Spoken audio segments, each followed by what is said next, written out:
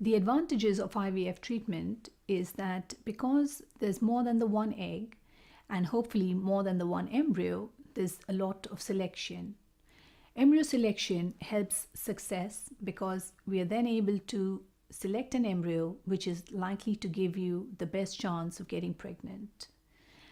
The downside is that it involves taking medication if you're having stimulated IVF treatment.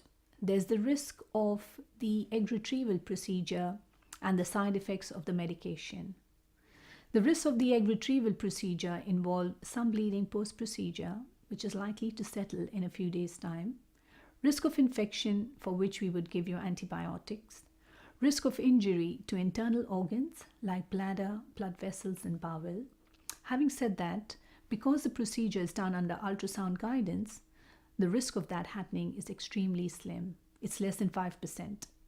And even if it did happen, usually nothing needs to be done because it's only a needle stick injury.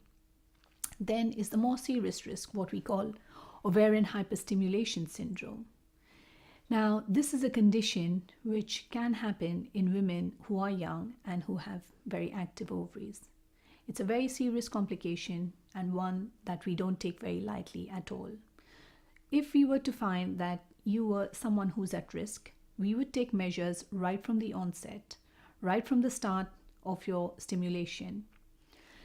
What happens in ovarian hyperstimulation is that women start over-responding to the stimulating drugs. They may start feeling very bloated, start being sick, and lose fluid through diarrhea.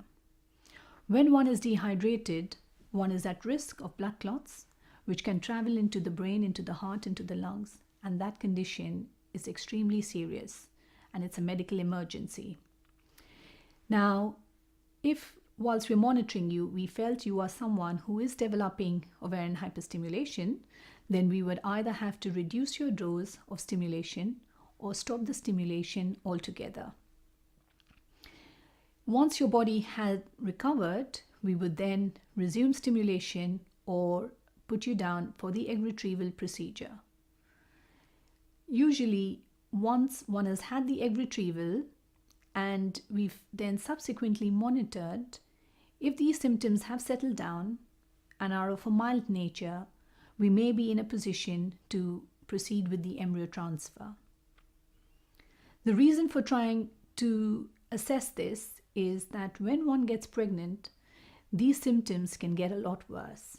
And hence, if we have any worry that pregnancy would further increase your risk of ovarian hyperstimulation, then in that situation, we may have to freeze all your embryos with a plan of allowing your body to settle and recover from these side effects. The final risk is multiple pregnancy.